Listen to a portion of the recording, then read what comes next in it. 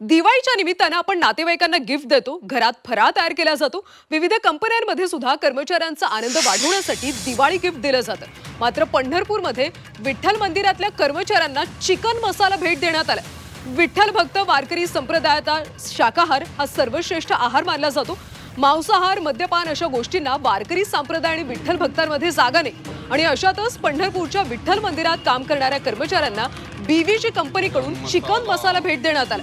विठ्ठल मंदिरामध्ये बीव्हीजी कंपनीकडून आउटसोर्सिंग पद्धतीने सुरक्षा रक्षक आणि इतर कर्मचारी पुरवले जातात आणि याच कर्मचाऱ्यांना दिवाळी भेट म्हणून चिकन मसाला देण्यात आला। त्यामुळे मोठ्या प्रमाणात सध्या वारकरी संप्रदायातून चिकन मसाल्याच्या भेटवस्तूबाबत संताप व्यक्त केला जातो।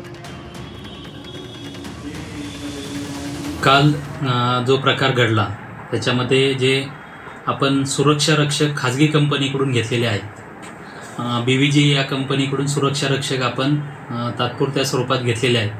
त्यांच्याकडून कंपनीकडून कर्मचाऱ्यांना जे दिवाळीचं गिफ्ट दिलेलं आहे त्याच्या गिफ्टमध्ये बीव्हीजीचे विविध प्रोडक्ट, त्याच्याबरोबर मसाले आहेत आणि त्याच्यामध्येच चिकन मसाला सुद्धा त्यांनी ते सप्रेम भेट दिलेला आहे। कारण जरी त्यात मसाले असले तरी त्याच्यावरती जे छायाचित्र आहे ते आक्षेपार्ह आहे।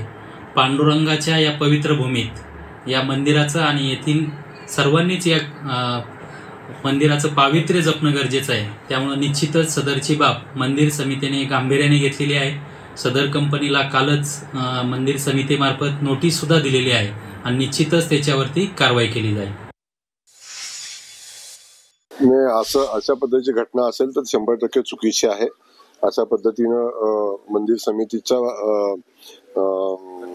कर्मचाऱ्यांना अशा पद्धतीचं जर वाटप झालं असेल, पण एक शेवटी कुठलाही मसाला मांसाहारी नसतो, तो शाकाहारीच असतो, पण तरी पण ते चुकीचं आहे की अशा पद्धतीनं केलं नाही पाहिजे मंदिर समितीच्या ठिकाणी। आणि मंदिराचं पावित्र्य राखलं पाहिजे आणि त्याची सगळ्यांनी काळजी घेतली पाहिजे।